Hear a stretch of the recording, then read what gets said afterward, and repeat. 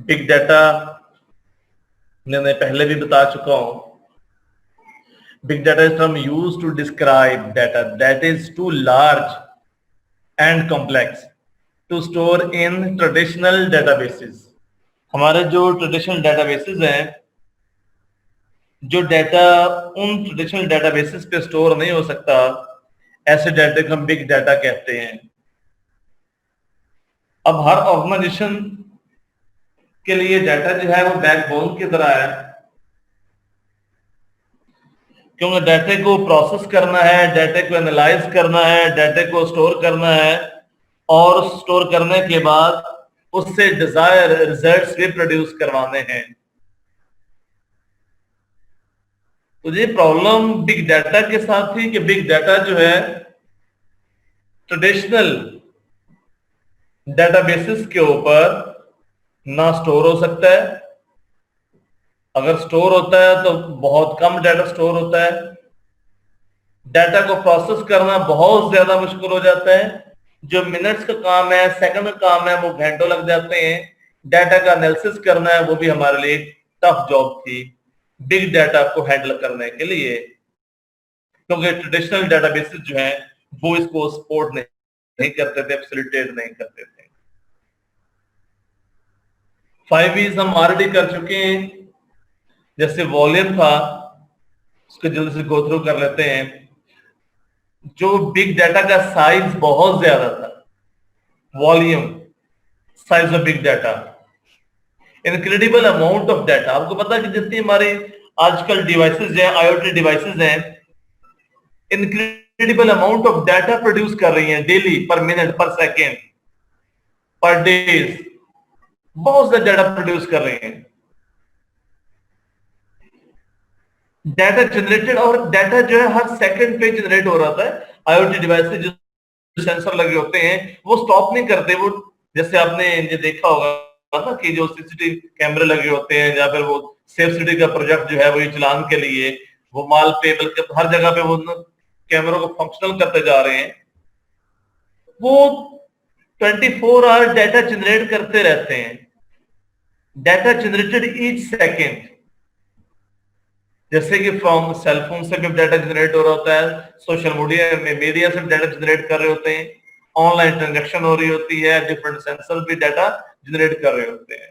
तो ये बहुत ज्यादा वॉल्यूम जनरेट कर देते हैं डाटा का। ये था सेकेंड था वेलोसिटी। जो डाटा जनरेट हो रहा है कि एक बहुत ज्यादा स्पीड से डाटा जनरेट होता जा रहा है, speed at which generated, collected and analyzed data। तो डाटा को जनरेट करने की स्पीड जो है वो 1 मिनट में, 2 मिनट में, आप वैसे ही आप अपने सेल फोन से जो वीडियो बना रहे होते हैं, सेल फोन से जो वीडियो बना रहे होते हैं, वो 10 मिनट की वीडियो जो है वो काफी टाइम, वो काफी ज्यादा अमाउंट वो जो है स्पेस ले लेती है, क्योंकि डाटा जो है वो बहुत ज्यादा स्पीड से जनरेट होता जा रहा है, और डिफरेंट सेंसर जो है वो डाटा जनरेट करते जा रहे हैं। इट्स मीन डाटा जो है वेरी लार्ज स्पीड से भी वो लार्ज वेलोसिटी से जनरेट हो रहा है। सेकंड था variety, different types of data. अब उसमें जो हमारे पास जो स्ट्रक्चर डाटा है, वो तो ट्रेडिशनल फाइल सिस्टम जो है वो उसको यूज कर लेंगे। स्ट्रक्चर डाटा को डाटा जो एक्सेल की फॉर्म में हम स्टोर कर लेते हैं, या रिलेशनल डेटाबेसेस की फॉर्म में स्टोर कर लेते हैं, या टेबल की फॉर्म में स्टोर कर लेते हैं। इसका एक फिक्स फॉर्मेट होता है और साइज होता है एक्सेल की जैसे। तो ये वाला डाटा जो होता है स्ट्रक्चर डाटा होता है। स्ट्रक्चर डाटा जो है ट्रेडिशनल फाइल सिस्टम पे स्टोर हो जाता है। सेमी स्ट्रक्चर डाटा, जैसे आपने ईमेल की एग्जांपल लेते हैं, ईमेल में कुछ डाटा तो स्ट्रक्चर्ड होता है, कुछ अनस्ट्रक्चर्ड होता है। जैसे ईमेल एड्रेस है, नेम है, टाइटल है, सीसी किसको सीसी किया है, ये तो किसी जगह पे स्टोर हो जाते हैं, लेकिन नीचे जो कंटेंट लिखा जाता है ईमेल के अंदर, वो उसको अनस्ट्रक्चर्ड बना देता है। ये वाला डाटा सेमी स्ट्रक्चर्ड हो जाता है। एक्सएमएल फाइल इसमें भी डाटा जो है सेमी स्ट्रक्चर्ड, कुछ डाटा स्ट्रक्चर्ड फॉर्म में होता है और कुछ डाटा अनस्ट्रक्चर्ड फॉर्म में होता है। तो ऐसे डाटा को अनस्ट्रक्चर्ड वो सेमी स्ट्रक्चर्ड डाटा कहते हैं जी। Has structure but can not be stored in databases. Unstructured data, log file बनती जाती हैं, अनस्ट्रक्चर्ड डाटा। वीडियो जनरेट हो रही है, अनस्ट्रक्चर्ड डाटा। ऑडियो प्रोड्यूस हो रही है, unstructured data. Does not have any format and hard to analyse. जो डाटा की बहुत ज्यादा वैरायटी है, जैसा मेंशन कर दिया, स्ट्रक्चर्ड है, सेमी स्ट्रक्चर्ड है और अनस्ट्रक्चर्ड डाटा है।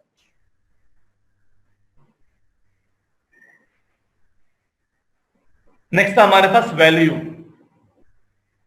मैंने बोला था डाटा जो है हर ऑर्गेनाइजेशन के लिए बैकबोन की तरह होता है। जो हमने डाटा कलेक्ट किया होता है, कलेक्शन के बाद डाटे का जब तक हम एनालिसिस नहीं कर लेते, हम उसको अपने एक्सपर्ट सिस्टम में यूज नहीं कर लेते, तो हमारे लिए वो डाटा इतना बेनिफिशियल नहीं होता। बेनिफिशियल कहां पर होगा? स्टेज पे जाकर ड्रा वैल्यू एंड इनसाइट्स। तो उसके लिए क्या कर, जो डाटे की बहुत ज्यादा वैल्यू मैंने पहले बोल दी है, कब? इस स्टेज पे जाकर। उससे पहले क्या करना होता है? अपने डाटा को गैदर करते हैं, एक्वायर करते हैं, देन डाटा क्लीन करते हैं, डाटा की रैंगलिंग होती है, डाटा की प्री प्रोसेसिंग होती है। After pre processing the data, आप उसमें से रिजल्ट्स फाइंड करते हैं। जो आप लोगों ने लास्ट टाइम मशीन लर्निंग का मैंने आप लोगों को बताया था, वो जो डाटा सेट होता है उसमें डाटा सम टाइम वो डाटा कलेक्ट किया होता है किसी यूजर ने, वो जरूरी नहीं कि वो डाटा क्लीन हो या डाटा वो जो है वो उसकी प्री प्रोसेसिंग की जरूरत ना हो। उस डाटा को भी प्री प्रोसेसिंग की जरूरत होती है। फॉर एग्जांपल कुछ सेल एम्प्टी हैं, एक बंदे की वहां उसने सैलरी नहीं लिखी, सैलरी जीरो आ गई, तो सैलरी तो जीरो नहीं ना होगी, किसी की नाम ही है उसका 4 साल का एक्सपीरियंस, सैलरी जीरो है। इट्स मीन अगर उसकी सैलरी जीरो है, अगर उसकी सैलरी जीरो है तो वहां पर वैल्यू मिसिंग थी, तो वहां पर कोई ना कोई वैल्यू होनी चाहिए थी। इसलिए हम जो डाटा को हमें प्री प्रोसेसिंग करनी होती है to find the accurate results. अगर आपने प्रोसेसिंग कर लेती हैं, देन डाटा हमारे पास वैल्यूएबल बन जाता है। How much data is useful and meaningful, उसी वक्त होगा हमारे पास अगर डाटा जो है हमें अच्छे रिजल्ट प्रोड्यूस करेगा।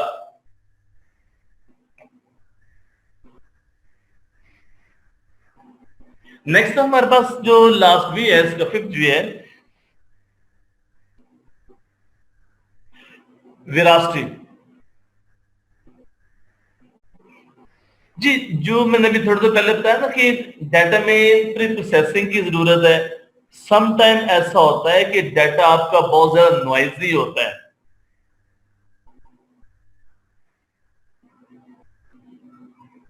बहुत ज्यादा डाटा मेसी होता है, डाटा मेसी होता है, बहुत ज्यादा नॉइजी होता है, उसमें बहुत सारी मिस्टेक्स होती हैं। तो this is called veracity of data. Extracting loads of data not useful if the data is messy and poor in quality। जैसे एग्जांपल दी है, ट्विटर पोस्ट विद एब्रिविएशन, जैसे ट्विटर पे आप पोस्ट करते हैं, उसकी किसी वर्ड की एब्रिविएशन लिख देते हैं, स्पेलिंग मिस्टेक आ जाती है। अब इस तरह के डाटा को जो स्पेलिंग मिस्टेक आ जाती है, अपने अंडरस्टैंड करना मुश्किल हो जाता है, तो इसकी भी डाटा की भी प्री प्रोसेसिंग करने की जरूरत होती है। तो ये डाटा जो है बहुत मुश्किल होता है, अगर वेरासिटी है डाटे में तो difficult to analyse messy data, तो हमारे लिए उसको एनालाइज करना मुश्किल हो जाता है। ये थे 5 V's थे। उसके बाद था एक छोटी सी केस स्टडी है बिग डाटा की। 2000 में गूगल के पास जब यूजर बहुत ज्यादा हो गया था, तो उसका सिस्टम जो है वो ट्रेडिशनल सिस्टम जो है वो क्रैश करना शुरू हो गया। ये 2000 की बात है। As a number of internet user grew in early 2000 Google faced the problem of storing increasing user data on its traditional data server. 2000 में गूगल के पास जब यूजर ज्यादा होना शुरू हो गया तो वो ट्रेडिशनल डेटाबेसेस पे वो क्रैश करना शुरू हो गया, वो डाटा पे स्टोर नहीं होता था उनका डाटा सर्वर पे। तो इस पर्पस के लिए क्यों, उसकी रीजन क्या थी? Thousands of research queries were raised per second. एक सेकंड में थाउजेंड ऑफ क्यूरी गूगल पे आती थी। Every query reads 1000 of MB of data and consume 10 seconds of billions of CPU cycles. Tens of billions of CPU cycles. अब उसमें बहुत सारे वो क्यूरीज आती थी बहुत, और वो प्रॉपर वो उसमें एमबी में डाटा था, सीपीयू साइकिल्स ज्यादा रिक्वायर्ड हो रहे थे। नीड्स, अब इस प्रॉब्लम के लिए need for large distributed highly fault tolerant file system to store and process the queries. तो इस प्रॉब्लम्स को हैंडल करने के लिए उसने कहा कि हाई फॉल्ट टॉलरेंट को फाइल सिस्टम होना चाहिए जो स्टोर करे और प्रोसेस करे क्यूरीज को।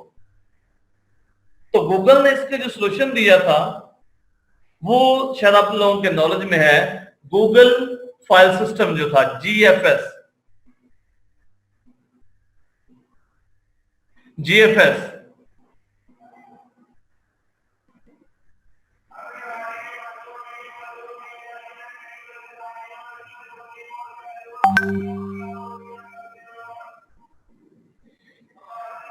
Google file system.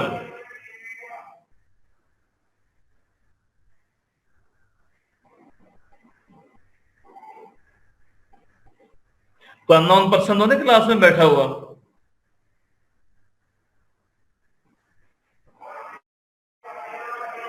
मैंने पूछा अननोन पर्सन तो क्लास में नहीं बैठा हुआ? हेलो पता नहीं जी अफराक, मैंने कहा अननोन पर्सन नहीं बैठा क्लास में? नो सर, नहीं बैठा कोई भी। 70 का नहीं पता, बाकी तो पता है। चेक कर ले सीआर भाई, चेक कर यार। तो सीआर को पता होगा या जीआर को? वो ना सीआर नजर आ रहा, जीआर नजर कोई नहीं आ रहा। ये सफदर साहब कौन है, इसी क्लास के स्टूडेंट है?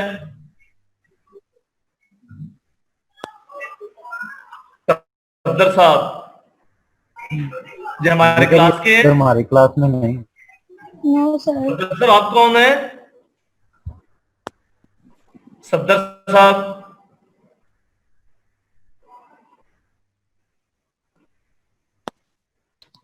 सफदर साहब कौन है? आप सुन रहे हैं सफदर साहब?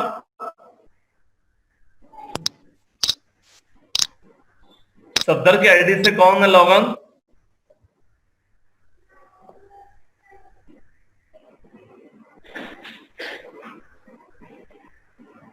सर जी मेरे पास तो नहीं शो हो रहा सफदर नाम।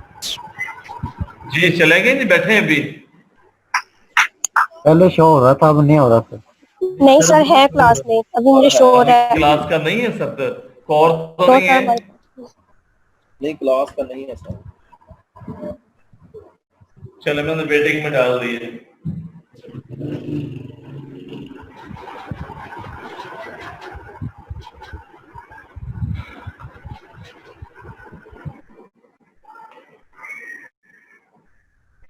जी नेक्स्ट हमारे पास बात कर रहे थे हम गूगल की।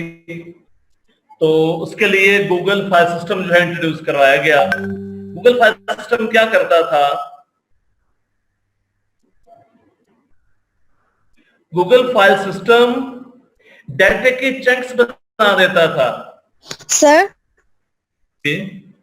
सर वो असदुल्ला है सफदर के नेम से। कौन है? असदुल्ला। असदुल्ला है तो बस बोल तो सकता है ना बंदा। वो कह रहा है कि मेरे माइक भी ऑन किया, वो बोलता भी नहीं है। सर वो कह रहा है, वो उसको ग्रुप पे मैसेज आया, वो कह रहा है कि मैं किसी और के लैपटॉप से हूँ, तो मुझे नहीं पता।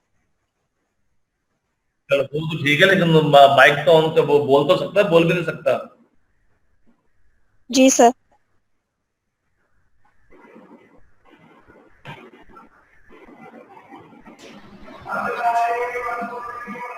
जी अंबर सादिया भी अब आ रही हैं, खतीजा साबर भी अब आ रही हैं।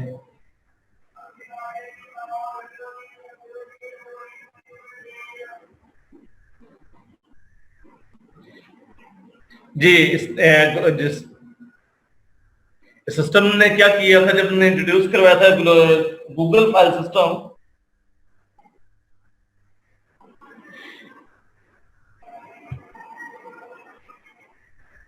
इसमें उसने जो डेटे को चंक्स में डिवाइड कर दिया, और वो चंक जो है वो सेपरेट दूसरे लोकेशन पे स्टोर होते थे, और फाइल एक फिक्स जो साइज के चंक में डिवाइड हो जाते थे, बिग फाइल जो थे। अब उसके लिए एक मेन मेरा सर्वर था जिसको मास्टर सर्वर का कहा जाता था। मास्टर सर्वर बाकी सारे के सारे उसके जो थे वो चंक सर्वर थे।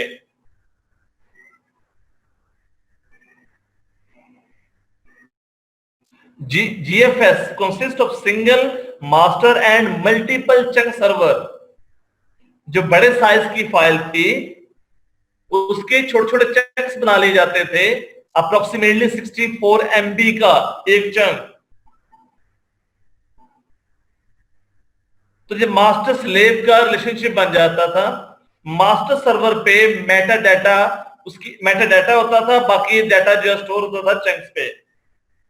जब क्लाइंट ने को डाटा वहां पर रीड करना या राइट करना है, तो सबसे पहले रिक्वेस्ट जाती थी मैं आपके मास्टर सर्वर पे। मास्टर सर्वर पे जब उसको रिस्पांस मिलता था, मेटा डाटा का रिस्पांस मिलता था, देन वो रीड या राइट किया जाता था चंक सर्वर से डाटा। इस तरह एक रिलेशनशिप बन गया कि जो इस प्रॉब्लम्स को रिजॉल्व कर लिया, क्योंकि डाटा जो था वो हैंडल नहीं होता था, उसको चंक बनाकर 64 MB के चंक्स में उसको डिवाइड करके सेपरेट सर्वर पे से स्टोर करना शुरू कर दिया GFS फाइल सिस्टम के जरिए। जो चंक सर्वर थे वो डाटा को स्टोर करते थे लोकल डिस्क पे, जो लिनक्स फाइल में, उसका जो फाइल सिस्टम था लिनक्स फाइल सिस्टम था।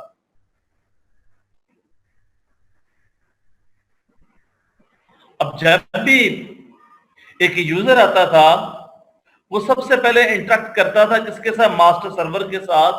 मास्टर सर्वर के साथ उसके बाद जो मेटा डाटा के रिस्पॉन्स आ जाता था, देन वो उसकी कम्युनिकेशन होती थी चंक सर्वर के साथ।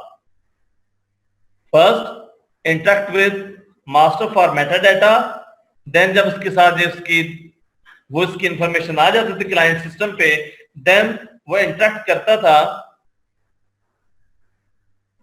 interact with chunk servers for read write operations। Sir meta data big data को कहते हैं? जी madam, meta data big data को कहते हैं? बिग डाटा को ही कहते हैं। Meta data data about data पूछ रहा है। जी सर, आगे समझ। नहीं बताओ, फिर जो समझ आई मुझे बताओ।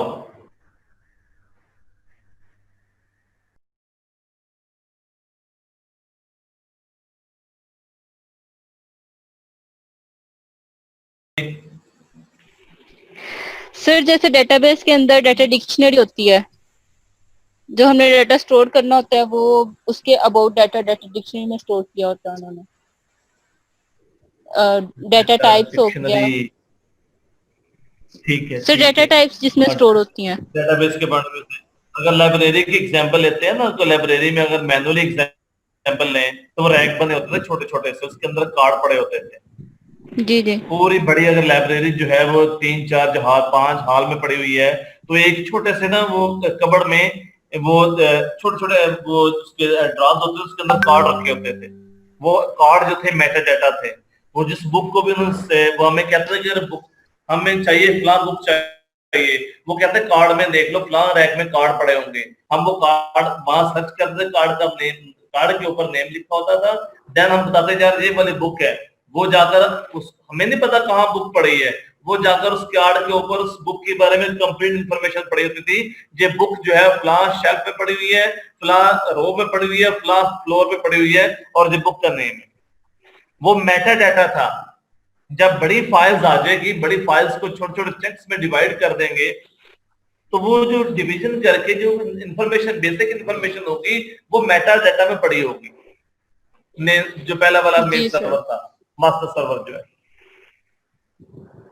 अब इसमें जो यस सर। उसने क्या किया, मास्टर था, देन चंक सर्वर ने क्रिएट किए मल्टीपल, एक तीन नहीं मल्टीपल।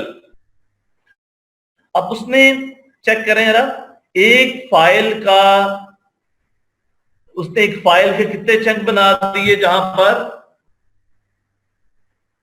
फाइल को कितने समय डिवाइड कर दिया, चंक 1, चंक 2, चंक 3।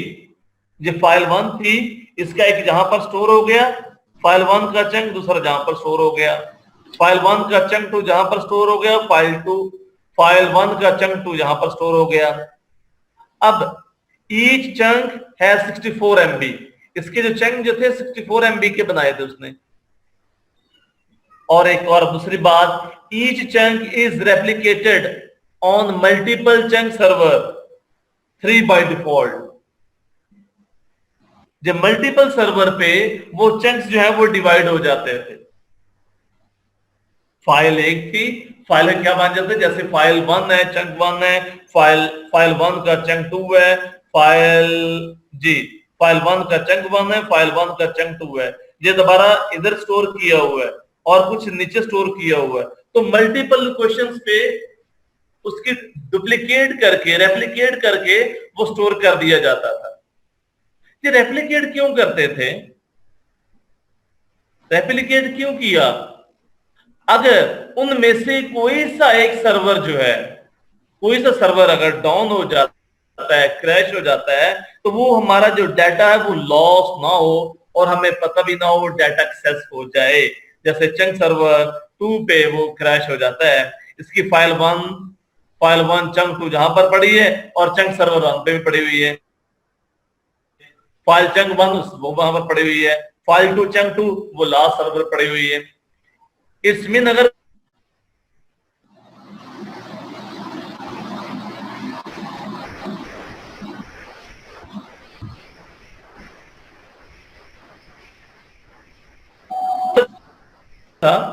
इसकी मदद से this help Google to store and process huge volume of data in a distributed manner. जो आपने डिस्ट्रीब्यूटेड सिस्टम पे पढ़ा होगा, डिस्ट्रीब्यूटेड डेटाबेस भी पढ़ा होगा, तो आपकी जो फाइलें जो है मल्टीपल लोकेशंस पे वो स्टोर हो रही हैं। गूगल ने इस जो फाइल सिस्टम को फॉलो करते हुए, GFS जो गूगल फाइल सिस्टम को फॉलो करते हुए डाटा की रेप्लिकेशन भी करवाई थी, और मल्टीपल वो डाटा जो बड़े ह्यूज अमाउंट में डाटा था उसके 64 MB का, जो माइंड में रखना है, 64 MB का चंक उसने में चंक्स में डिवाइड कर दिया था जी। अब क्वेश्चन है, अगर डाटा जो है वो 65 MB का आ जाता है, देन वो क्या करता?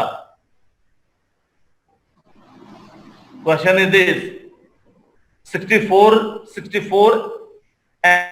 MB का एक चंक बनाया हुआ है, एक ब्लॉक बना दिया, उसमें 64 MB का डाटा स्टोर होगा।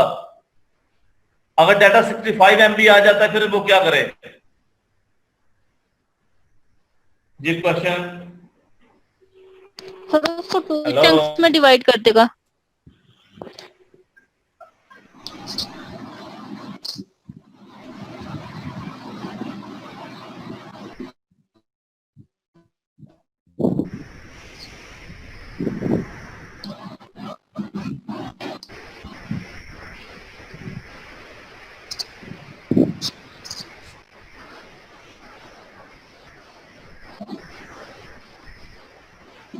अगर डाटा हमारे पास 64 MB का एक चंक है, इसमें डाटा स्टोर होना है।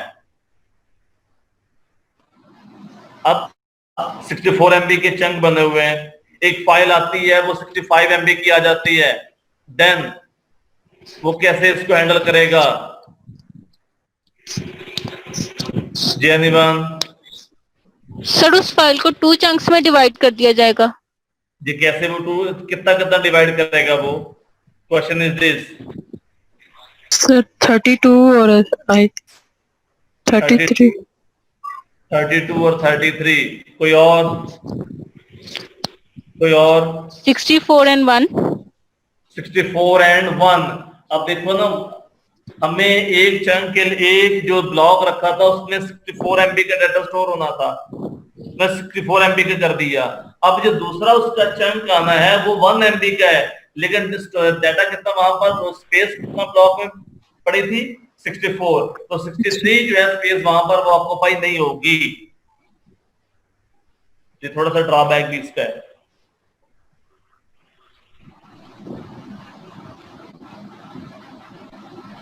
ये इसके कुछ चैलेंजेस थे जो हमने पहले भी इसको पढ़ा था कि ये ह्यूज वॉल्यूम है जो स्टोर नहीं होता, जो बिग डाटा के चैलेंज थे। Enormous amount of data is being generated every day. जो डाटा जो है वो ग्रो हो रहा है एट अ रैपिड रेट, बहुत ज्यादा रेट से डाटा जो है वो जनरेट हो रहा है। Unstructured data can not be stored in traditional databases. ये चैलेंज था। दूसरा चैलेंज है प्रोसेसिंग मैसिव डाटा। अगर large processing and analysing big data is a major challenge. Organizations do not just store their big data, they use that data is achieve business goals.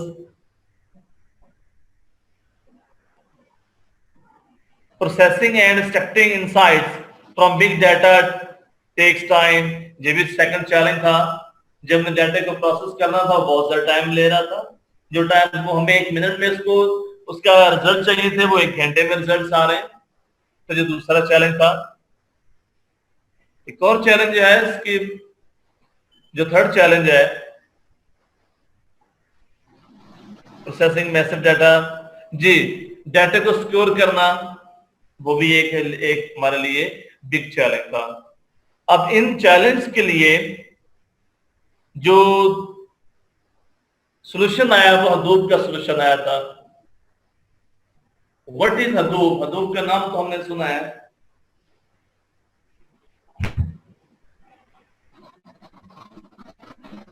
Hadoop is a framework. Hadoop एक framework है that allows distributed processing of large data sets across a cluster of commodities computer, जो server कह लें computer कह लें, using a simple programming model।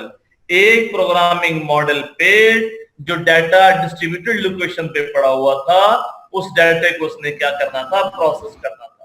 अब जो data बहुत ज्यादा टीबी में डाटा है, टीबी में टेराबाइट में पेटाबाइट में डाटा उसको प्रोसेस करना है। वो डाटा एक जगह पे नहीं है, मल्टीपल सर्वर पे स्टोर है। तो इसके लिए अपाची ने हडूप को इंट्रोड्यूस करवाया था कि वो डाटा जो है मल्टीपल लोकेशन पे स्टोर भी हो और उसकी पैरेलल प्रोसेसिंग भी हो। हडूप जो है एक open source data management system है with scale out storage and distributed processing।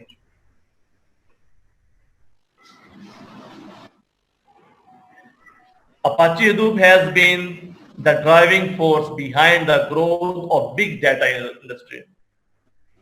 तो बिग डाटा को हैंडल करने के लिए, बिग डाटा को प्रोसेस करने के लिए, बिग डाटा को सिक्योर करने के लिए हडूप इंट्रोड्यूस करवाया गया। और कंट्रीब्यूशन किसकी थी? जो डिफरेंट ऑर्गेनाइजेशन आगे जाकर हम डिस्कस करते हैं जिनने कंट्रीब्यूट किया था हडूप को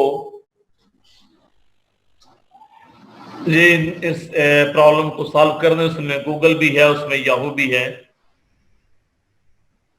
कुछ की कैरेक्टरिस्टिक्स है हडूप की, इसके फीचर क्या ले रहा? स्केलेबल है।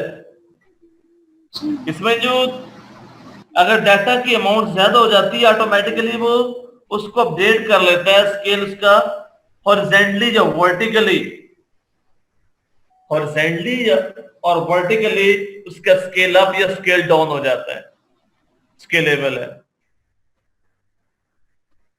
डाटा को प्रोसेस करना सिंपल है, डाटा को स्टोर करना सिंपल है, डाटा को प्रोसेस करना सिंपल है, कॉन्फ़िगर करना as compare to others like traditional file system. Accessible data जो है वो इजीली एक्सेसिबल है, रोबस्ट है। डाटा में किसी तरह की एम्बिग्युइटी नहीं आती, अगर आती है तो वो हैंडलेबल होती है। ये कुछ फीचर्स थे हडूप के। और सेकंड कुछ और भी हैं कि स्ट्रक्चर डाटा को वो हैंडल कर रहा होता है, मल्टी और अनस्ट्रक्चर्ड डाटा को वो हैंडल कर रहा होता है। इसको जस्ट आप लोगों ने एक बार देख लीजिएगा टेबल को।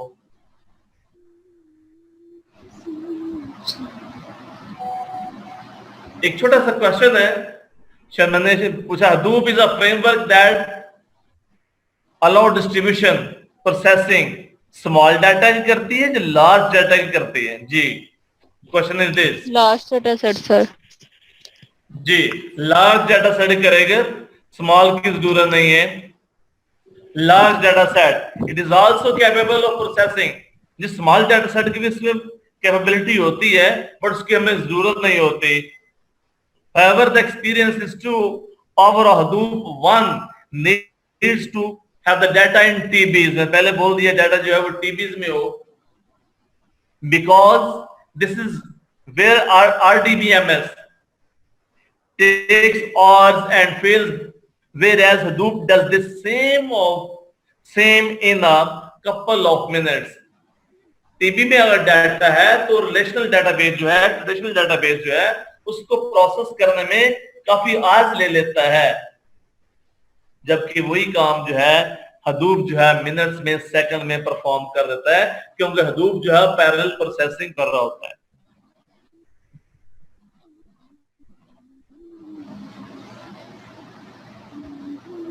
इसके जो कंपोनेंट है हडूप के, there are two major component of Hadoop.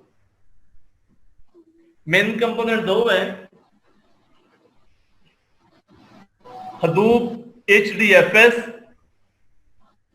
और दूसरा है Hadoop map reduce.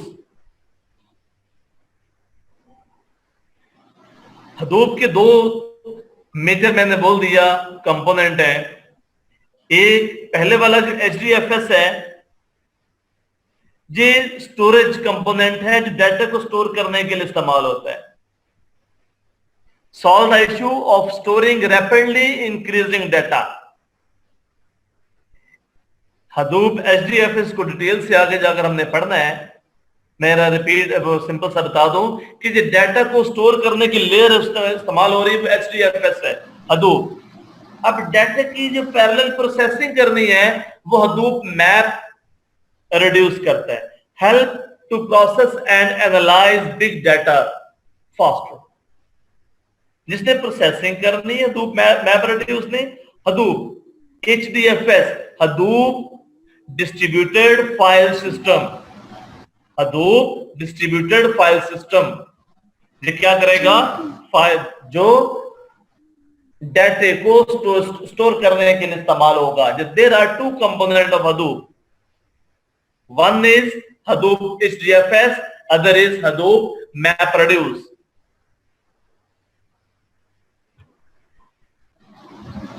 Hadoop HDFS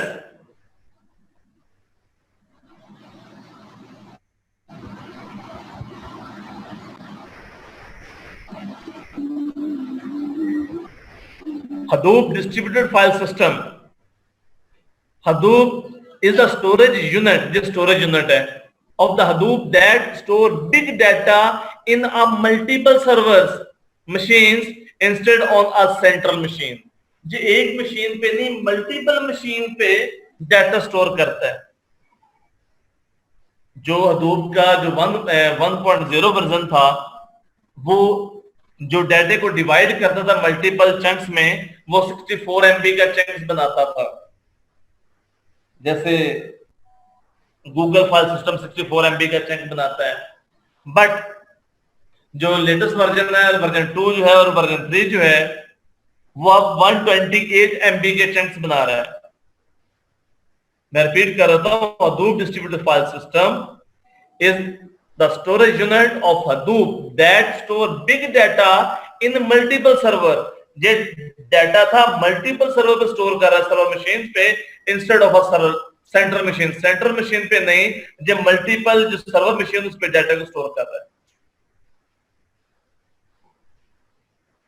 suppose हमारे पास डाटा था, इनपुट डाटा की फाइल आती 1 GB की, तो HDFS divides the input file into smaller chunks and store the data across the Hadoop cluster। जो स्मॉलर चंक्स में डिवाइड कर देता है 128 MB के, और मल्टीपल जो सर्वर मशीन्स पे, क्लस्टर पे डाटा जो है वो स्टोर कर देता है। मैं फिर वो भी रिपीट कर देता हूं।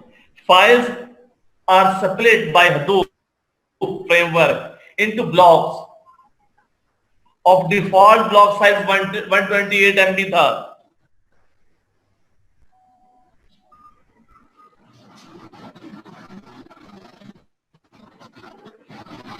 जो मशीन्स थी उसने जब वो डिस्क पे रखती थी, जिसपे ब्लॉक्स को स्टोर किए जाते थे हार्ड डिस्क वगैरह पे।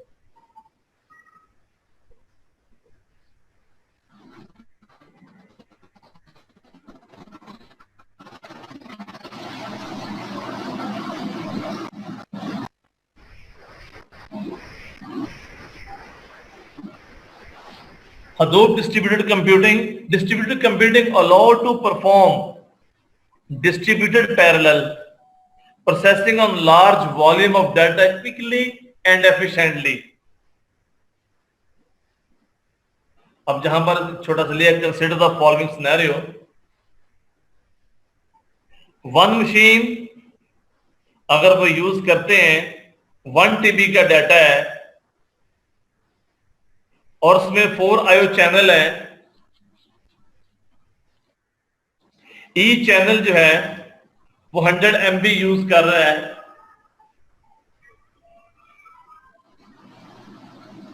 अगर यहां पर यह रिव्यू करें, यूजिंग डिस्ट्रीब्यूटेड सिस्टम 100 मशीन, एक मशीन के 4 IO चैनल हैं, तो कितने टोटल चैनल बन जाएंगे? 400 चैनल बन जाएंगे।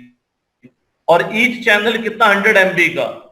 अब जिसके 400 चैनल बन रहे हैं 1 TB को प्रोसेस करने के लिए, डाटा इनपुट और आउटपुट के लिए, इससे कितने चैनल बन रहे हैं जी?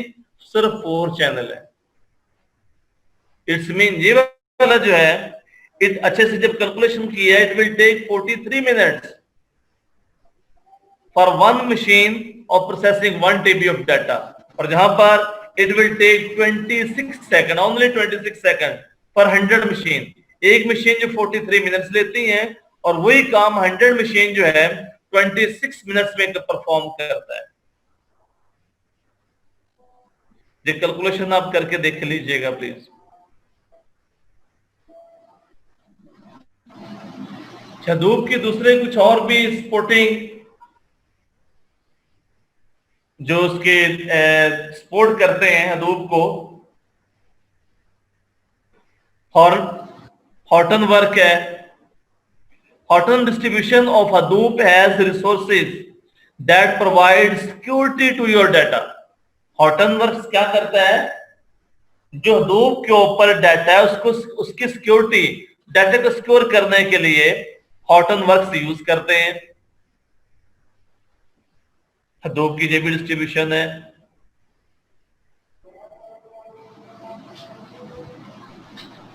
provide end-to-end encryption that protect data while it is at the rest within the Hadoop cluster and in motion across the network। Similarly Apache Knox है, अपाची रेंजर है, ये सभी सारे इसके जो सपोर्टिंग है हडूप की डिस्ट्रीब्यूशन है। अब हडूप इस्तेमाल कौन कर रहा है? फेसबुक इसका इस्तेमाल कर रही है और इसके इसने 2 क्लस्टर लिए हुए हैं ऑफ 8000 एंड 3000 नोड्स के। 2 क्लस्टर यूज कर रहा है फेसबुक जो है। एक क्लस्टर में उसने बोला कि 8000 और 3000 नोड्स हैं। Amazon जो है वो 100 नोड का क्लस्टर यूज कर रहा है। याहू जो है 4500 नोड्स 4500 नोड्स का क्लस्टर यूज कर रहा है। eBay जो है 532 नोड्स का क्लस्टर यूज कर रहा है। एप्पल भी इनको यूज कर रहा है। Apple, HP, Twitter, IBM, Google का तो खैर जी अपना ही बन गया ना जी। गूगल और याहू इसके पानियर है। हम बात कर रहे थे क्लस्टर की, जहां पर cluster is a set of host machines, nodes. Nodes में भी partition in racks. This is the hardware part of the infrastructure. ये जो आप नजर आ रहे हैं जो रैक्स पड़े हुए हैं, और ये किसका याहू का क्लस्टर है। और न बोला याहू ने कितने यूज किए? 45। सबसे ज्यादा फेसबुक यूज कर रहा है 8000, क्योंकि ये डाटा को आसानी से इजीली हैंडलेबल है, मैनेजेबल है, इसलिए इसका इस्तेमाल किया जा रहा है। कुछ हिस्ट्री थी हडूप की। 1999 में इसको इंट्रोड्यूस करवाया था अपाचे सॉफ्टवेयर फाउंडेशन ने, ASF ने इस पर्पस के लिए काम किया। 2002 में Dutch created by Dog Ketting, Mike कैफरीला। ये 2002 में नच वालों ने एक प्रोजेक्ट लॉन्च किया था इस पर्पस के लिए, इस प्रॉब्लम को रिजॉल्व करने के लिए, क्योंकि जो गूगल के साथ प्रॉब्लम 2000 से थी तो इस पे वर्क तो कर रहे थे। तो उसके बाद याहू ने भी इसके साथ वो मिलकर काम करना स्टार्ट किया।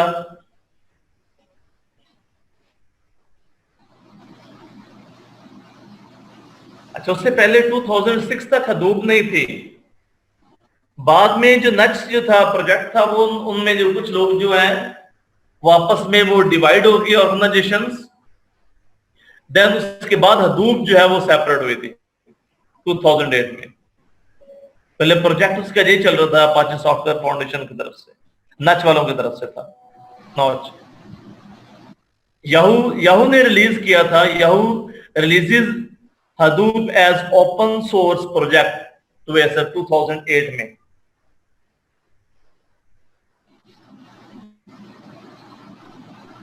Then still जो पर मैं बता दिया डिफरेंट ऑर्गेनाइजेशन जो है वो इसका इस्तेमाल कर रही हैं। अब Hadoop का पहले 1.0 वर्जन था, अब 2.0 है। अब जो लॉन्च हो चुका है वो 3.0 वर्जन लॉन्च हो चुका है। Hadoop इकोसिस्टम है, ये सारे जो आपको नजर आ रहे हैं जो एलिमेंट्स हैं जो एक दूसरे के साथ इंटरेक्ट करते हैं। आप ब्रेक कर लें। हेलो, ब्रेक कर लें या कंटिन्यू रखें? Yes sir, break. आवाज पढ़नी है सर। मैंने पूछा ब्रेक कर लें या कंटिन्यू रखें? तब ब्रेक करनी है। ब्रेक 45 पे वापस आ जाना आप लोगों ने। जी सर। जी सर।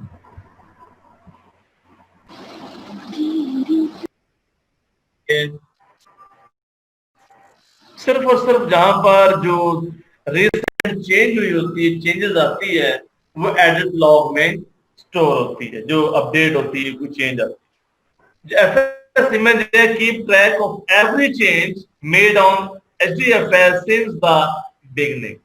वो उसमें जो करंट चेंज आती है, जो स्टार्ट पे जितनी भी चेंज आ रही थी, वो सारी सारी FS इमेज में स्टोर होती है। जी, पॉइंट क्लियर हो गया। इसमें चेंज जैसे एफएस में अगर कोई रिसेंटली चेंज हुई है वो एडिट लॉग में होगी। Only recent change are tracked है। जी, एफएस इमेज में जो है वो स्टार्ट से लेकर जितनी भी चेंज वगैरह आती है बिगनिंग से लेकर वो सारी सारी एफएस इमेज के अंदर स्टोर होगी।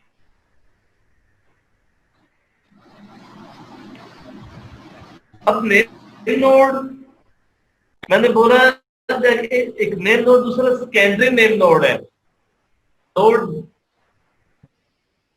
that maintain the copies of editing and edit log, and then both to get updated version of the FS image।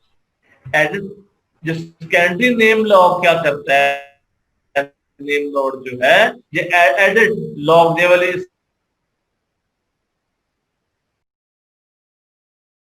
की जहां पर एक कॉपी जनरेट कर देगा और एफएस इमेज की कॉपी जहां पर जनरेट कर डुप्लीकेट कॉपी जनरेट कर देगा। डुप्लीकेट कॉपी जनरेट करने के बाद वो क्या करता है, एक नई फाइल चेक पॉइंट के नाम से जनरेट कर देता है।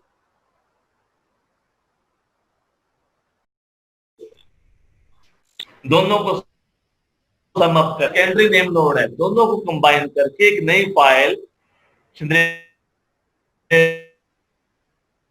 कर देता है एडिट लॉग के नाम से, sorry FS image dot checkpoint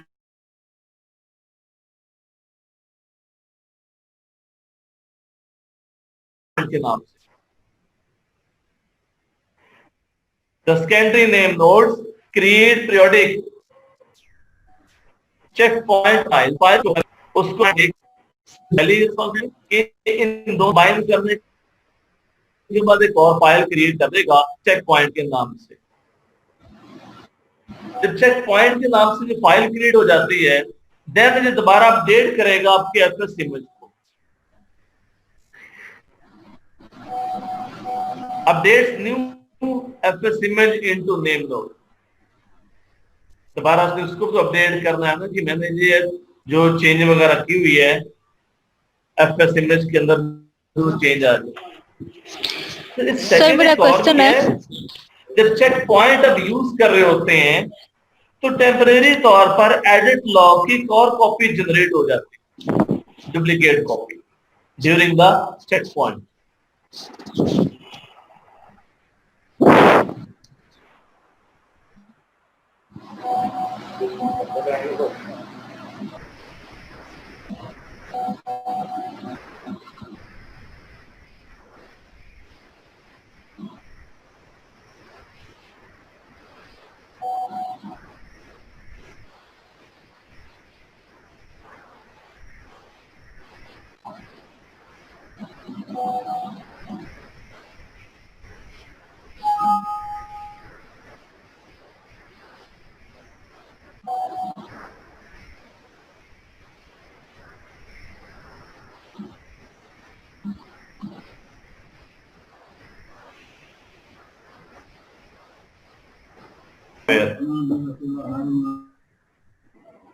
Provide access to data across multiple Hadoop cluster। एक तो लो प्राइस पे जो इम्प्लीमेंट वो डिजाइन हो जाता है, सेकंड जो है ये जो मल्टीपल हार्डवेयर पे जो डाटा पड़ा होता है उसको ये आसानी से एक्सेस हो जाता है। It has a fault tolerance and throughput.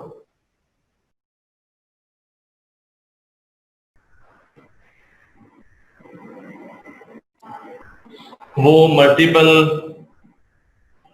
जो चंक सर्वर होते हैं, डाटा नोड्स होते हैं, उस पे वैल्यू को स्टोर कर देता है।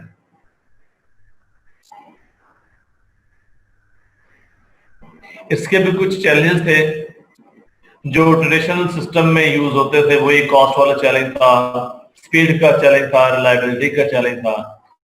इन सभी चैलेंजेस के लिए जो चैलेंजेस आ रहे थे ट्रेडिशनल फाइल सिस्टम में, HDFS ने उसका सोल्यूशन जो है वो प्रोवाइड कर दिया। तो उसमें कॉस्ट है zero licensing and supporting cost, ये फ्री ऑफ कॉस्ट है। इसकी जो डिस्ट्रीब्यूशन है फ्री ऑफ कॉस्ट है, आप इंस्टॉल कर सकते हैं। सपोर्टिंग कॉस्ट भी उसने बोला जीरो कॉस्ट है। स्पीड, अच्छी स्पीड से वो आपको जो प्रोसेसिंग कर देता है। Hadoop cluster read and write more than 1 terabyte of data in a second. More than 1 terabyte का डाटा जो है एक सेकंड में ये रीड करने की और राइट करने की कैपेबिलिटी रखता है। रिलायबिलिटी है, उन्होंने कहा कि सिक्योरिटी इशू था जहां रिलायबल भी है। HDFS copies the data multiple times. अगर किसी वजह से आपका डाटा जो है वो लॉस्ट हो जाता है तो वो मल्टीपल उसकी कॉपी जनरेट की होती है, तो वो कॉपी वहां से यूज कर लेता है।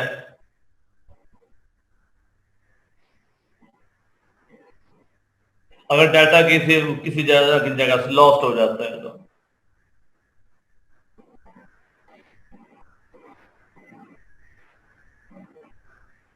वही जो रिपीट हो रही है, जो एग्जांपल जो है कि डाटा की जो है, अगर सपोज ने कहा जी आपके पास बुक्स हैं तो लाइब्रेरियन ने जो डिसाइड करना है कि अरेंज करना बुक्स को, वो मल्टीपल रैक्स में रख देते हैं।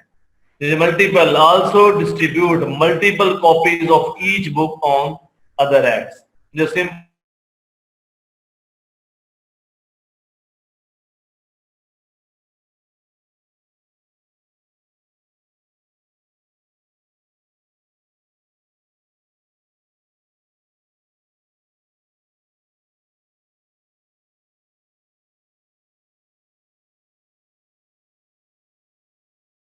अगर तो वो स्मॉल ब्लॉक ऑफ डाटा है उसके लिए तो सफिशिएंट है। अगर हमारे पास लार्ज अमाउंट ऑफ डाटा आ जाता है, टेराबाइट्स में आ जाता है, तो उसके लिए हमारा जो बेटर है वो आपका HDFS है। मेरे ख्याल में इतना काफी आज के लिए। जो और करना है मैंने पूछा, आज के लिए काफी जो और करना है? सर काफी है, सर काफी है। सर सर इतना आवाज नहीं आ